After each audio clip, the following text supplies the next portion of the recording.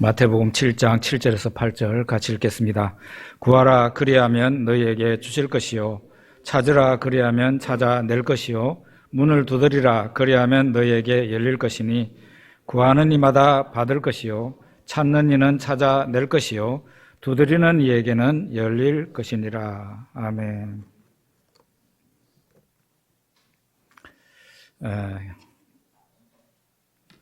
어떤 분들은 하나님이 계시는지 안 계시는지 모르겠다 하는 분들도 계십니다. 저는 그런 분들에게 하나님께 말을 걸어보라고 그렇게 충고를 합니다. 거기 하나님이라는 분 계십니까? 하고 물어보세요. 거기 예수님 계세요? 하고 물어보시라고요. 말하자면은 기도라는 것을 통해서 하나님께 말을 걸어보라는 거예요. 처음에 할 때는 마치 허공에다가 하는 말 같고 아무도 없는 산 위에서 하는 말 같지만 하나님은 분명히 살아계시는 하나님이시기 때문에 우리가 하나님 계시냐고 물을 때 하나님의 존재를 어떤 형식으로든지 우리가 이해를 할 수 있도록 나타내 주십니다. 사형리 복음을 전할 때 사형리 소책자를 가지고 복음을 전할 때 처음부터 쭉 읽어줍니다. 그리고 10페이지에 가게 되면 10분쯤 걸렸을 때 그때가 영접 기도가 나오는데요. 영접 기도를 읽어드리고 난 뒤에 이 기도가 마음에 드십니까? 하고 묻습니다. 그러면은 전도받는 분이 마음에 든다고 그럴 경우에 그러면 저를 따라서 기도하십시오. 제가 한 토막씩 앞에서 인도하겠습니다 하면 그분이 따라서 하세요. 그런데 전도받는 입장에서 생각해 보면 전도받는 입장에서는 솔직히 아직도 하나님이 계시는지 그거 확신이 안 오거든요. 그냥 기도하자니까 영접 예수님을 마음속에 모시는 기도를 하자니까 지금 따라서 하는 거지 예수님이 구원자인지 하나님이 존재하시는지 그거를 확실하게 모르는 상태란 말이에요. 그거 뭐 교회도 안 다니는 사람이 어떻게 알겠어요? 마치 처음에는 허공에다가 하는 기도 같고 그렇지만은 그것이 하나님과 나와의 새 출발이 됩니다.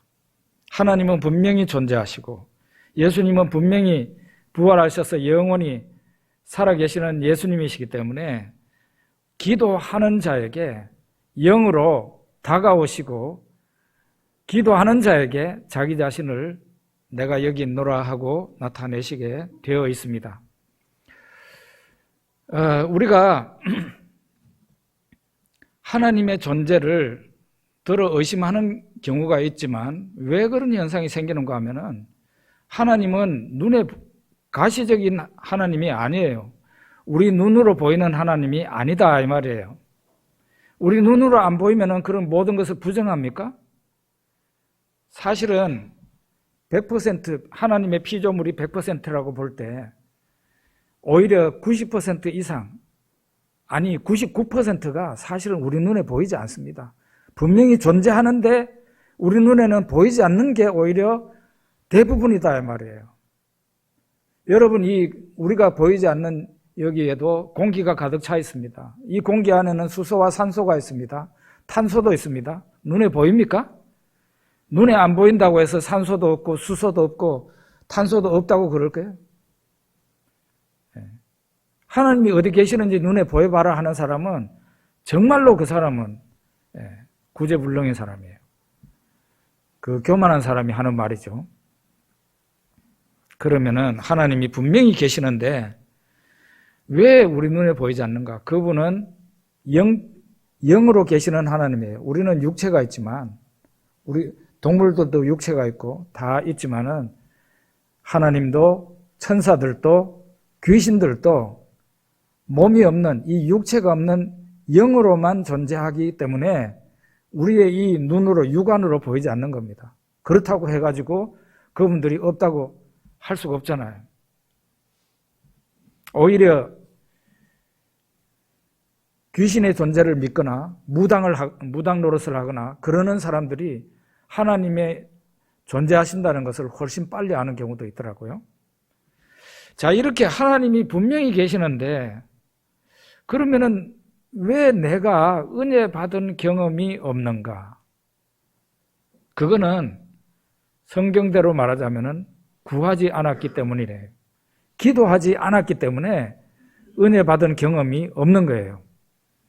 야고보서 4장 2절과 3절에 보면 너희가 얻지 못하면 구하지 아니하기 때문이요 구하여도 받지 못하면 정욕으로 쓰려고 잘못 구하기 때문이라. 왜 은혜를 받지 못했는가? 하나님께 기도하지 않았기 때문에. 기도했는데도 왜 은혜를 못 받았는가?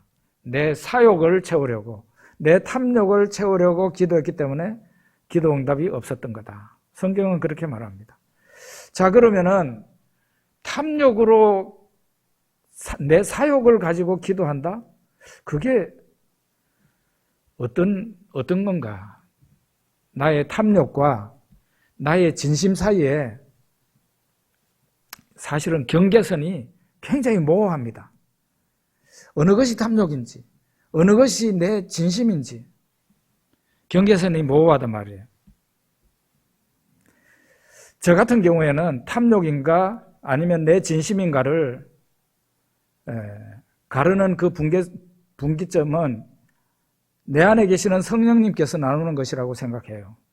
내가 기도를 할 때 편하게 진심으로 하나님을 경외함으로 내가 어떤 기도 제목을 갖고 기도한다면 그건 내 진심인 것이에요. 그런데 내가 기도하는데 왠지 이 기도는 안 해야 될 것 같고 이 기도는 좀 양심의 가책도 되고 그런 경우에는 기도를 오래 못하게 되죠. 그러면 그거는 사욕인 거예요. 하나님의 뜻과 무관한 기도죠. 그래서 내가 이 기도는 해야 되겠다. 하나님 앞에 기도할 때 양심의 가책도 없고 내가 기도하게 된다면 성령께서 내 기도를 도우시는 것이고 그것은 내 진심이고 그 기도를 하면 하나님께서 응답하시게 됩니다.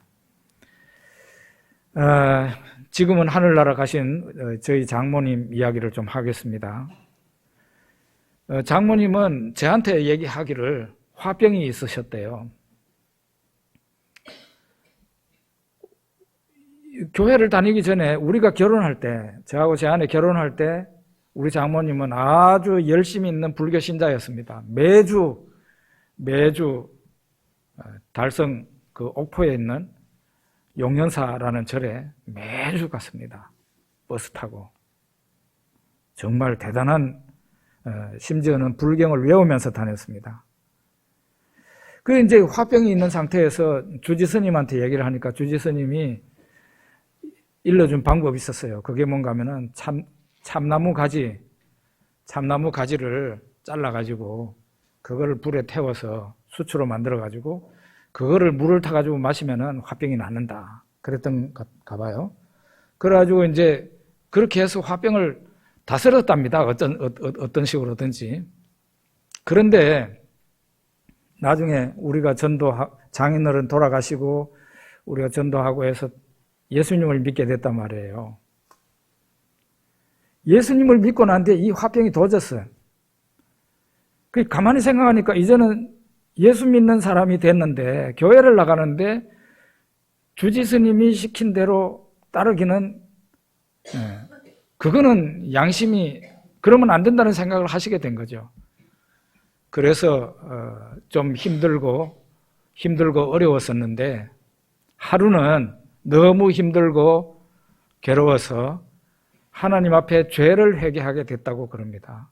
죄를 한 30분 정도 회개했는데 그 후부터 화병이 싹 없어졌대요. 영원히 싹 없어졌대요. 저는 장모님 같은 경우가 정답이라고 생각하거든요. 그런데 문제는 왜 기도를 하시지? 화병이 있을 때 왜 기도를 하나님 고쳐 주십시오. 기도를 하시지. 왜 기도를 안 하셨느냐 하고 제가 물으니까 너무 미안하기도 하고 또 이기적인 것 같아서 못했대요. 우리로서는 좀 이해하기 힘들지만 사실은 불교에 깊이 젖었던 사람은 그게 마치 내 몸을 위하는 것 같고 그런 생각을 가질 수 있거든요. 그런데 성경에서는 그렇게 얘기 안 합니다. 우리가 병들었을 때, 여러분과 제가 힘든 일이 있을 때, 여러분과 저를 엄청 사랑하시는 우리 하나님 앞에 우리가 그 엄청 힘든 일이 있는데도 불구하고 말을 안 한다면 어떨까요? 그건 하나님 앞에 나쁜 행동입니다. 얘기해야 됩니다. 내가 좋은 일이 있을 때도 하나님 앞에 말해야 되지만 내가 나쁜 일이 있고 어렵고 힘든 일이 있을 때, 특별히 감당하기 힘든 고난이 있을 때 하나님 앞에 말해야 된단 말이에요. 그러면 하나님께서 우리의 기도를 들으시고 거기에 대해서 적절하게 하나님께서 어떤 방식으로든지 해결해 주실 거란 말이죠. 지금까지는 너희가 내 이름으로 아무것도 구하지 아니하였으나 구하라 그리하면 받으리니 너희 기쁨이 충만하리라. 요한복음 16장 24절. 예수님이 제자들을 떠나가면서 십자가에 달리시기 전날 저녁에 하신 말씀이 이 말씀이에요. 예수님이 제자들을 떠나가면서 지금까지는 너희가 내 이름으로 아무것도 구하지 아니하였으나 구하라 그리하면 받으리니 너희 기쁨이 충만하리라. 여러분 마음속에 소원이 있죠? 그 소원이 이루어진다면 얼마나 기쁘겠어요. 그죠? 그 기쁨을 얻기를 원한다면 기도하라는 거예요. 예수 이름으로 기도하라는 겁니다. 아멘? 왜 기쁨이 없을까요? 왜 우리의 소원이 이루어지지 않을까요? 구하지 않기 때문에 그런 거예요.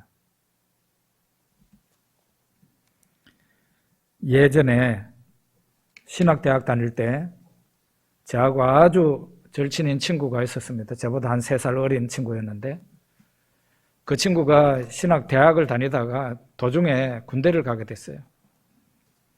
군을 갔는데 이 친구가 포병이에요. 포병으로 갔어요. 갔는데 그때 마침 한미연합으로, 한국과 미국 연합으로 팀 스피리트 훈련이 있었대요. 근데 거기에 이 친구가 포병으로 참가를 하게 된 것이에요. 그런데 그 훈련 중에 너무나 큰 사고가 일어났다는 거죠.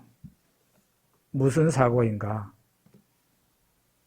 군에서 총알 한 개만 잃어도 하루 종일 그 총알 찾는다고 풀숲을 헤치고 막 온 산을 돌아다니는데 그거 총알 한 개 때문에 영창 갈 수도 있어요. 그런데 이 친구가 포병인데 포탄 한 개를 잃었대.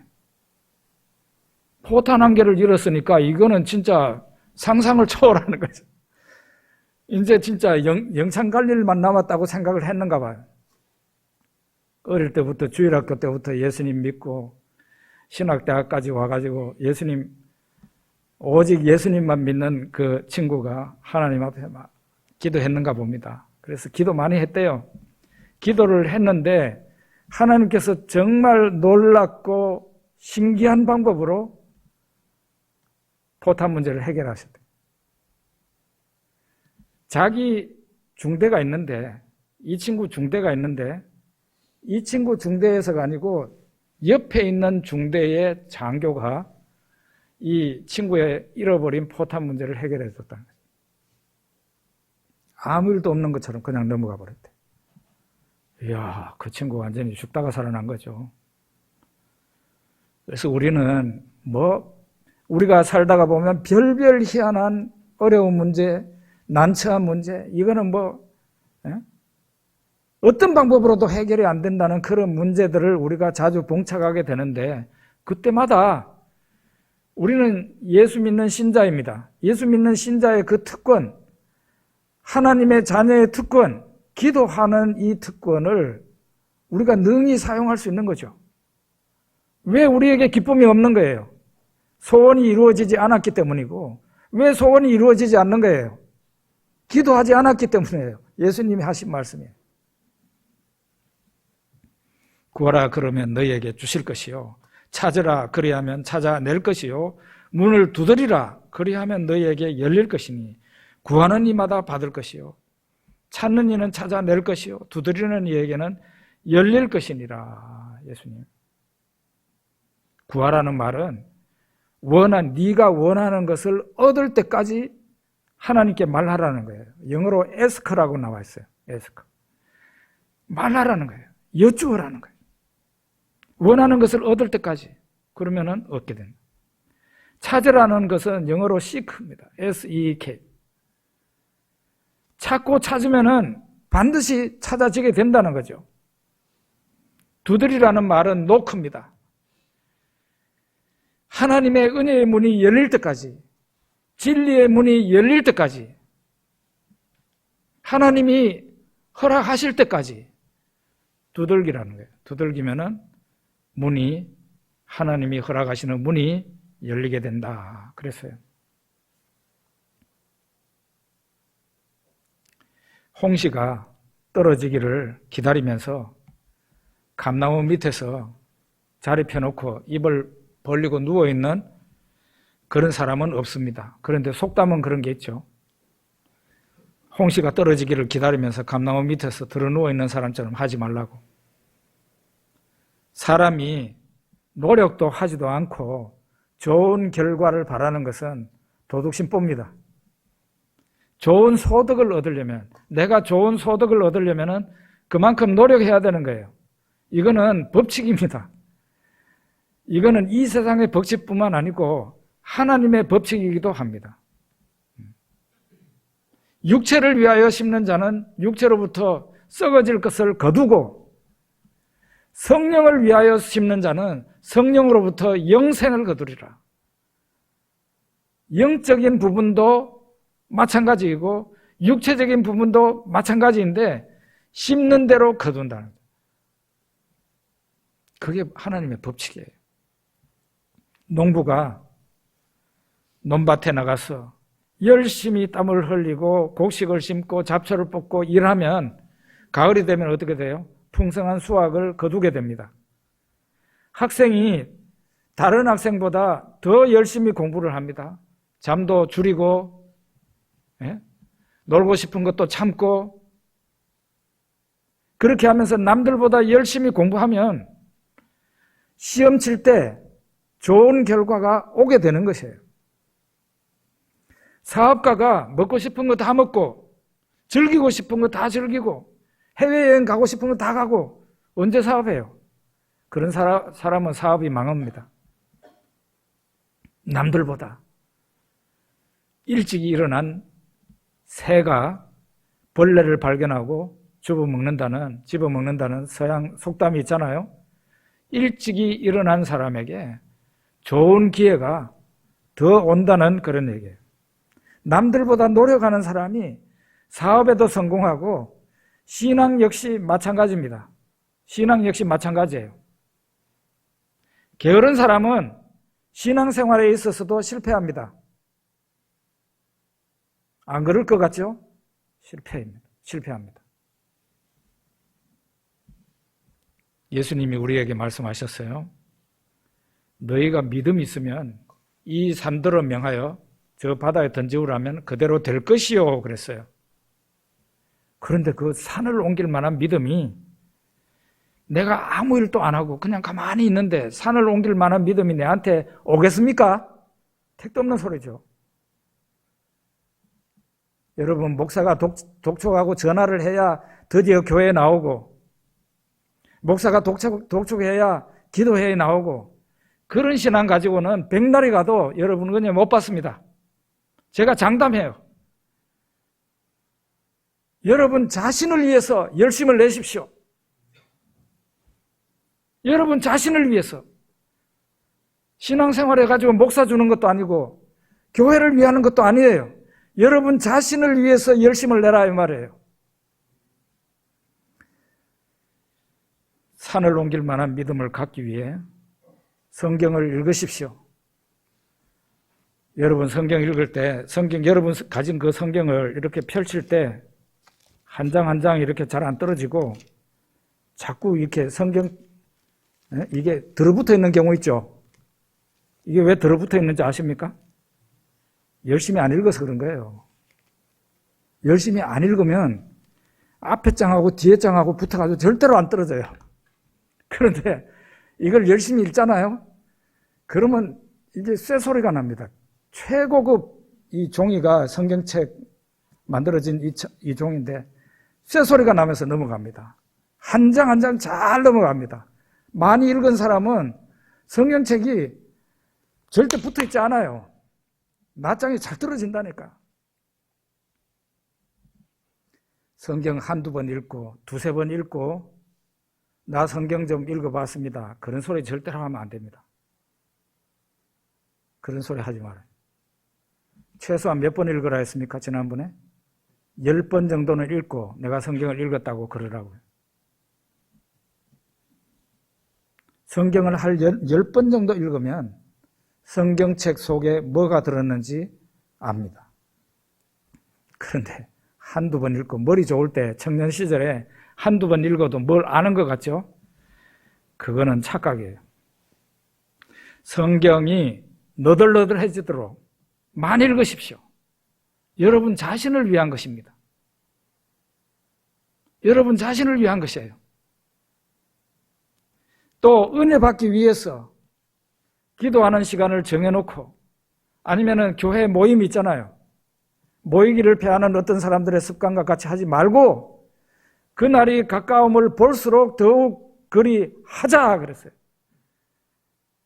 교회 모임이 많은데 그 모임 때마다 적극적으로 참석하시라 이 말이에요. 그러면은 여러분 속에 차 있는 성경 말씀이 어디로 가겠어요? 여러분이 하나님 앞에 기도한 그 많은 기도가 어디로 가겠습니까? 예배 참석하고 기도에 참석해서 은혜 받은 그것이 어디로 가겠어요? 내 속에 차곡차곡 쌓여서 산을 옮길 만한 믿음으로 변화가 되는 거예요. 그 산을 옮길 만한 믿음을 가지게 된다면 그걸 목사를 위한 것도 아니고 교회를 위한 것도 아니고 오직 나 자신을 위해서 쓰여지는 훌륭한 재산이죠.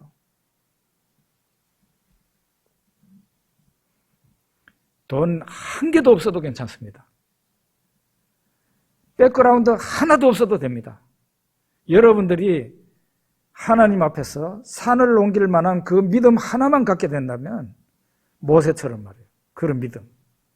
그 믿음 한 개만 가지게 된다면 여러분의 인생은 아무도 여러분들을 넘어뜨릴 수 없고 여러분들의 인생은 승리하는 인생이 될 수 있습니다. 너희 중에 누가 아들이 떡을 달라 하는데 돌을 주며 생선을 달라 하는데 뱀을 줄 사람이 있겠느냐?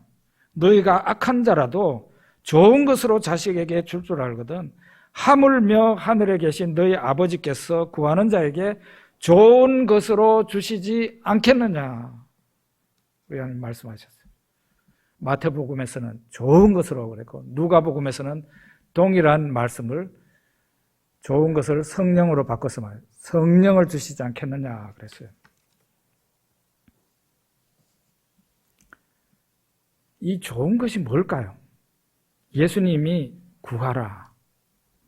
구하라는 말은 말하라는 거거든요. 말하라. 말하라. 여쭈어라. 그리고 찾아라.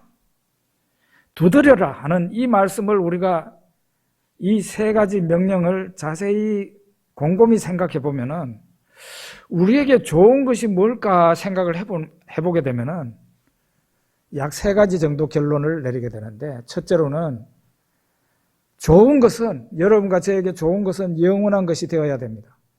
이 세상에서만 좋은 걸로 끝나면 안 돼요. 이 세상에서뿐만 아니고 저 세상 영원한 세상에서도 나에게 붙어 있어야 돼. 그게 좋은 거예요. 두 번째는 좋은 것이라는 게 뭘까요? 내 운명을 행복하고 아름답게 만들어주는 것이어야 됩니다. 그게 바로 좋은 것이에요. 좋은 것이 왔는데도 내 운명이 달라지는 것도 없고 행복해지지도 않고 그러면 그건 좋은 거 아니에요. 내 운명을 지금부터 영원까지 행복하고 내 운명을 아름답게 바꿔주는 것이어야 그거는 좋은 거라 말할 수 있다는 거예요. 세 번째로는 뭡니까? 가장 가치 있는 것이어야 돼요. 그냥 널려있는 것은 그건 좋은 것이 아닙니다. 모래알처럼 많은 것, 그거는 좋은 게 아니에요. 누구나 가면은 다 손에 넣을 수 있는 거잖아요. 정말 손에 넣기 힘드는 세상에서 가장 가치 있는 것, 그것이 바로 좋은 것입니다. 그런 것을 세 가지를 전제로 해서 찾아보니까 저는 이렇게 찾아지더라고요. 좋은 것이 어떤 거냐? 첫째로 하나님이 좋은 것이다. 예수님이 좋은 것이다. 성령의 은혜가 좋은 것이다. 진리가 좋은 것이다. 복음이 좋은 것이다. 천국이 좋은 것이다. 제가 이 정도 찾겠더라고요. 지금 현재뿐만 아니고 영원토록. 진리는 여기 이 땅에서만 진리가 아니고요. 영원히 진리입니다. 영원 불변이 진리예요. 이 세상에서만 우리가 살아있을 동안에만 그게 진리가 되면은 그 후에는 진리가 아니면은 그건 진리가 아닙니다. 진리는 영원 불변이에요. 그래서 진리의 본질은 하나님이라고 말할 수 있어요.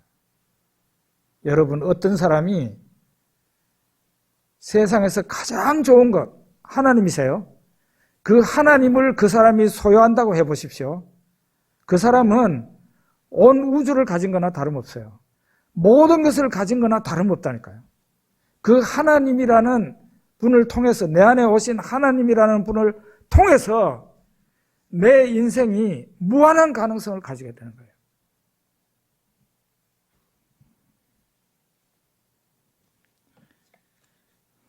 저도 어릴 때부터 불교 신자인지 유교 신자인지 모를 정도로 그렇게 살았습니다.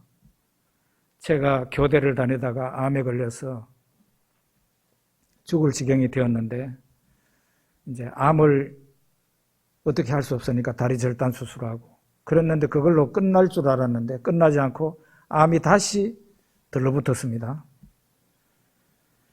그때에 제 고향 그 동네에 조그만한 동산이 있는데, 제가 점심을 지금도 생생하게 기억이 나요. 저희 어머니가 해주시는 칼국수를 먹고 제가 나와가지고 그 우리 집 앞에 있는 동산에 올라갔는데, 거기에 제가 앉을 수 있을 정도의 제법 큰 바위가 있었어요. 그 바위 위에 올라앉아가지고 이렇게 내려다보면 동네 들판이 다 보여요. 거기를 이제 점심을 먹고 칼국수를 먹고 나가서 이렇게 앉아서 들판을 바라보면서 나 자신을 생각한 거예요. 이야, 나는 이제 이 세상에서 곧 사라져야 될, 가야 될 사람이구나. 나는 신이라는 존재에 의해서 이 세상에 나왔고, 이제 신이 나에게 오라고 하는 모양이다. 그런 생각을 하게 됐어요. 완전히 무신론자도 저 같은 무신론자가 없었는데, 무신론자가요, 유신론자, 하나님이 계신다고 믿는 데에는 하루도 안 걸립니다. 금방이에요. 사람이 그렇게 바뀔 수 있어요. 사람이 죽음에 직면해 보십시오. 제 아무리 까불던 사람도 겸손해집니다. 신이 없다고요? 그 사람 아직도 죽을 때가 안 돼서 그런 거예요. 죽을 때가 돼봐요. 신이 없다고 하는가? 자기 생명을 1초도 연기 못합니다. 제가 그때 바위 위에 올라앉아서 기도를 했습니다. 교회 다니는 사람도 아닌데 제가 말한 거예요. 만약에 하나님이 계시거든, 나에게 이 암을 어떤 방식으로든지 좀 낫게 해주십시오. 기도를 했어요. 그때 지금 현재 믿는 그 하나님 아버지가 그분인지도 몰랐고, 예수님이 하나님 아들이신지도 모르고, 아무것도 모르는 상태에서 허공을 허공을 향해서 손짓하는 거하고 똑같아요. 이 하나님이 그 하나님인지도 몰랐어요. 그렇지만 기도했어요. 그런데 그 후에 제가 중요한 책 한 권, 신유에 대한 책을 저희 큰아버지 집에서 발견했습니다. 예수 믿고 병 나았다는 그런 간증집이에요. 그 간증집을 보고 제가 대구에 있는 신유 집회를 가게 된 겁니다. 거기에 가가지고 3일 만에 하나님이 저에게 능력을 나타내시는 것을 경험했습니다. 내가 하나님께 말했더니 그 하나님이라는 분 계세요? 했더니 하나님은 하나님의 방법으로 저에게 찾아오시고 응답해 주셔서 그때 그 병이 나아서 제가 오늘까지 지금 이렇게 목사 노릇을 하고 있는 거 아닙니까? 진리는 하나님이세요. 진리는 예수 그리스도이십니다. 진리를 알지니 진리가 너희를 자유롭게 하리라. 하나님이 여러분과 제 심령 안에 들어와 보세요. 완전 자유가 이루어지는 거예요. 내가 곧 길이요 진리요 생명이니 나로 말미암지 않고는 아버지께로 올 자가 없는, 예수님이 곧 하나님이시기 때문에 자신이 진리라고 선언하시는 거예요. 그리고 골로새서 1장 27절에는 이런 말해요. 이 비밀은 너희 안에 계신 예수 그리스도시니 곧 영광의 소망이니라. 예수 그리스도는 비밀이라는 거죠. 하나님의 비밀. 예수 그리스도는 진리이고 하나님의 비밀이다. 또 우리가 마태복음 13장에 보면은 천국 역시 비밀이에요. 마태복음 13장에 보면 예수님이 하신 비유가 쭉 나오죠. 그 비유의 핵심은 뭔가 하면은 예수님이 2000년 전에 오실 때에 하나님 나라, 천국이 이 세상에 도래했다는 겁니다. 이 세상에 천국이 왔다는 거예요. 그런데 천국이 왔는데 유대인들이 볼 때는 이게 천국이 오기는 왔나? 그런 형태로 온 거예요. 이게 바로 비밀이에요. 말하자면은 유대인들은 하나님 나라가 오게 되면은 불가항력적이라고 생각을 했어요. 그 말은 하나님 나라가 왔으면 하나님 나라를 안 받아들이는 죄인은 대부분의 그냥 벼락 맞듯이 해가지고 지옥으로 가고, 하나님 나라를 받아들이는 사람은 하늘 나라 들어가고, 이렇게 하나님의 능력이 팍 나타난다고 생각한 거죠. 그런데 어땠어요? 예수님이 가르쳐 주신 천국의 비밀이 있는데 그 비밀은 거부할 수 있는 형태로 천국이 왔다는 것이에요. 놀랍습니다. 그게 바로 씨 뿌리는 비유입니다. 어떤 사람은 천국의 말씀을 듣고 마음속에 받아들이지 않았어요. 듣기는 들었는데, 그러니까 길가에 떨어진 씨와 같이 새가 와서 집어먹었어요. 그거는 마귀에게 빼앗긴다는 거예요. 그 말씀. 어떤 사람은 돌밭 위에 떨어졌는데 이 씨가 깊이 뿌리를 박지 못해서 결국은 햇볕이 나니까 타서 죽었어요. 예수를 받아들일 때는, 천국을 받아들일 때는 기쁨으로 받아들이는 것 같았는데 환난이나 핍박이 올 때 배반해버린다. 어떤 씨는 가시떨기 위에 떨어졌는데 가시가 기운을 막아서 그걸 막아서 자라지 못하게 만든다. 이거는 사람 속에 있는 유혹과 재리의 유혹과 세상 근심과 걱정이라 그랬어요. 그런데 어떤 사람은 좋은 밭으로 받아서 30배, 60배, 100배의 결심, 천국이 왔는데 사람이 거부할 수 있는 형태로 천국이 온 거예요. 예수님과 똑같은 모습이에요. 예수님이 하나님의 아들이시지만 하나님의 아들이시다면 이 세상에서 거부되어서 안 되잖아요. 그런데 이 세상에 2000년 전에 오셨을 때 예수님은 사람들이 배척할 수 있는, 예수님을 십자가에 못 박으니까 못 박혔어요. 죽이니까 죽었어요. 그런 형태로 예수님이 하나님의 아들이 오셨는데 천국 역시 마찬가지예요. 그러니까 사람들이 교만한 거예요. 이게 천국의 비밀입니다. 천국은 언제나 그렇게 있지는 않습니다. 진짜 불가항력적으로 올 때에는 예수님 다시 재림하실 때 그때죠. 이렇게 천국이 온 것 같기도 하고 안 온 것 같기도 하고, 예수님이 하나님의 아들이신 것 같기도 하고 아닌 것 같기도 하고, 예수님이 하나님의 아들이시면 어떻게 그렇게 무능할까라는 생각까지 하잖아요. 그런데 이런 하나님의 비밀은 그냥 사람들이 그냥 비밀을 알 수가 없어요. 알고자 해야 돼요. 그래서 하나님께 물으라는 거예요. 그리고 찾아야 돼요. 그냥 가만히 있으면은 찾아지는 게 아니에요. 찾아서 헤매야 돼요. 문을 두드리라는 것도 진리의 문이 열릴 때까지, 천국의 문이 열릴 때까지 문을 두드리라는 거예요. 가만히 있는 사람한테 천국의 문이 열립니까? 택도 없는 소리 하면 안 돼요. 여러분, 지옥에 가는 사람 어떤 사람인지 아십니까? 그 사람이 특별히 악해가지고 지옥에 간다고 생각하지 마십시오. 그렇지 않습니다. 어떻게 보면 똑같다고 보면 돼요. 지옥에 가는 사람이나 천국 가는 사람. 무엇이 다르냐?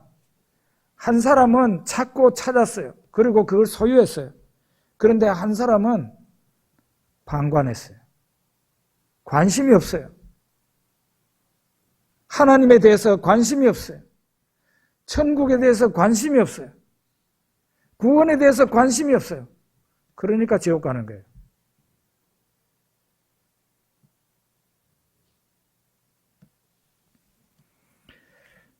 예수님이 마태복음 11장 12절에 세례 요한의 때로부터 지금까지 천국은 침노를 당하나니 침노하는 자는 빼앗느니라 그랬어요. 마치 군인이 전쟁을 해서 저 나라를 쳐들어가 가지고 그 땅을 차지하듯이 천국은 그런 형태라는 거예요. 저 천국을 향해서 우리가 돌격 앞으로 해가지고 가가지고 그 천국의 땅을 적극적으로 내 것으로 만들어야 된다 이 말이에요. 그렇게 해야 그 천국이 너의 것이 된다고 예수님이 말씀하신 거예요. 가만히 있는 사람한테 천국은 주어지지 않습니다. 내 온 마음으로 내 것으로 만들려고 하는 사람한테 천국이 주어지는 거예요.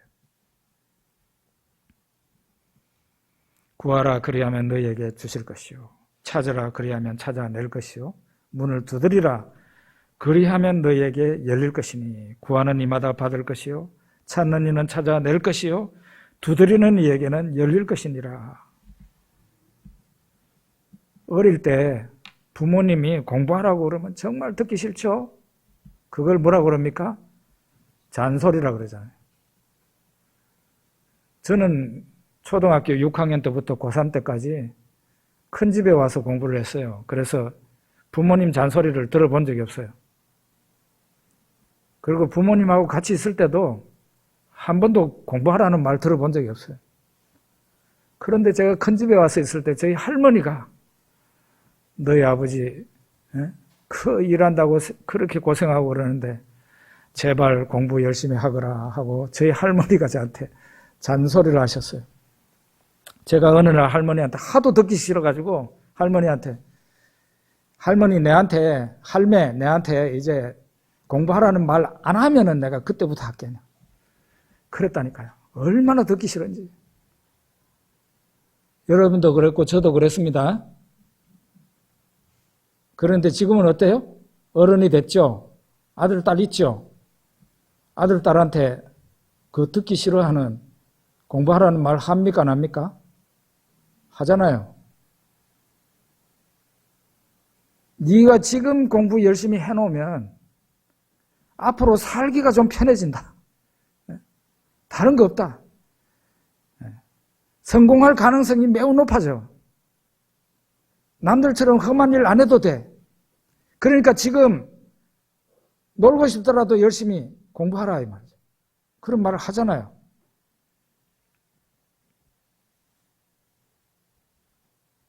그래서 우리가 지금도 공부해야만 될 때, 잔소리를 들을 때 그걸 잔소리로 생각 안 하고 열심히 공부 안 한 것이 후회스럽단 말이에요.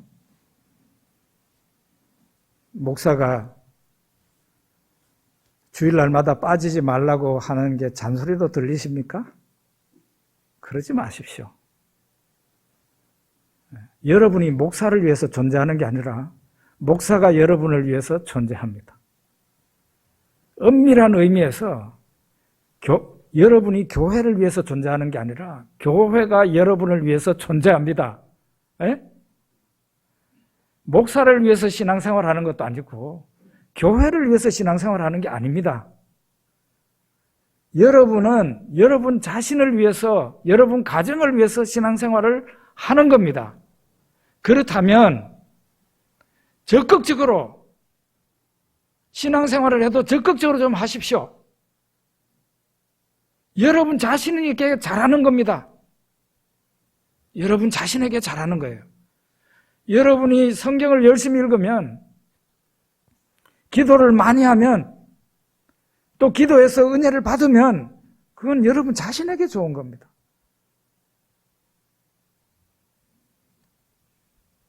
수동적인 신앙생활을 하지 마시라고 얘기를 하는 겁니다. 끌려다니는 신앙생활 하지 마십시오. 왜 목사가 말해야 듣습니까? 심지어는 어떤 사람은 시험까지 듭니다. 목사가 말한다고. 기도 좀 많이 하라고. 그러지 말라는 거죠. 여러분 자신이, 여러분 자신의 행복을 위해서, 또 여러분 자녀들을 위해서 남들보다 더 열심히 하나님 앞에 나가고 하나님 앞에 말씀드리고 진리를 찾고 찾으며 산을 옮길 만한 믿음을 가지고서 능력 있는 삶을 살아가라고 제가 여러분들에게 말씀드려요. 목사는 성도의 걸음이나 마찬가지예요. 제가 이제 한 3년도 안 남았습니다. 이제 걸음 노릇 하는 거 이제 3년 정도밖에 안 남았는데 그때까지 열심히 하겠습니다.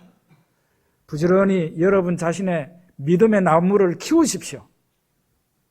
수동적으로 끌려다니는 신앙생활을 하지 말아요. 여러분 자신을 위해서 열심을 내십시오. 하나님이 아십니다.